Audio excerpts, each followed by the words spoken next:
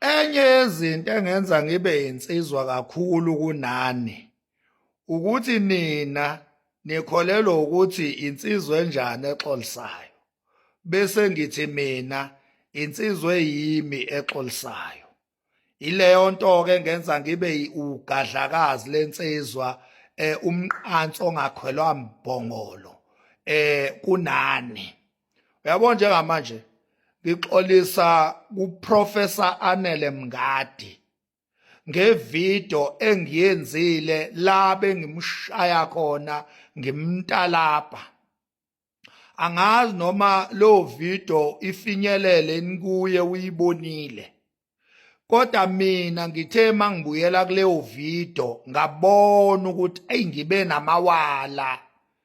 namawala ngithathe ngewala kanti umuntu wesifazane lo futhi ongangenze lutho. Uyabo, into yokuqala umuntu wesifazane, okwesibili akangenze lutho.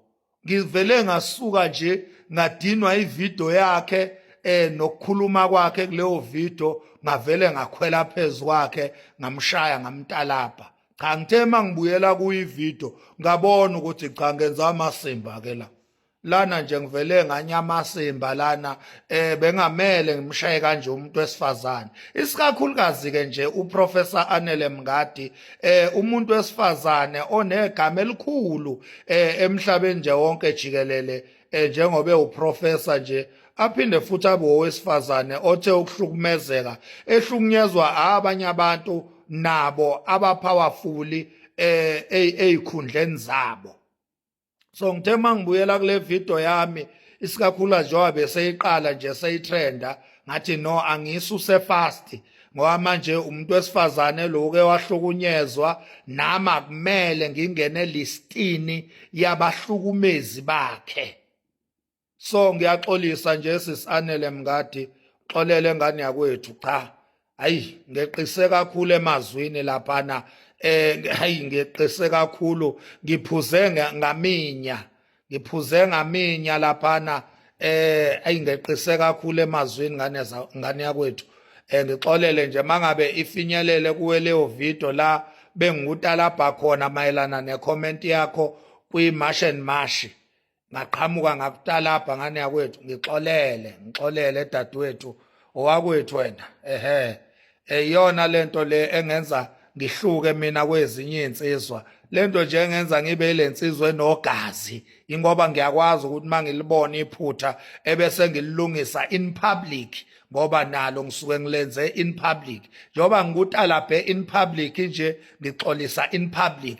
Akho sithunzi esisosuka kimi, akukho mandla ami azolahleka ukuthi ngixolise kuwe in public.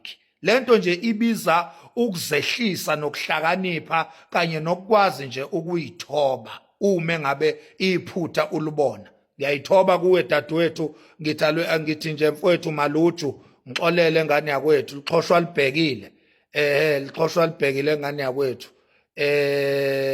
Ayithelelana amanzi mfowethu, asixabene uAnele uProfessor Mngadi.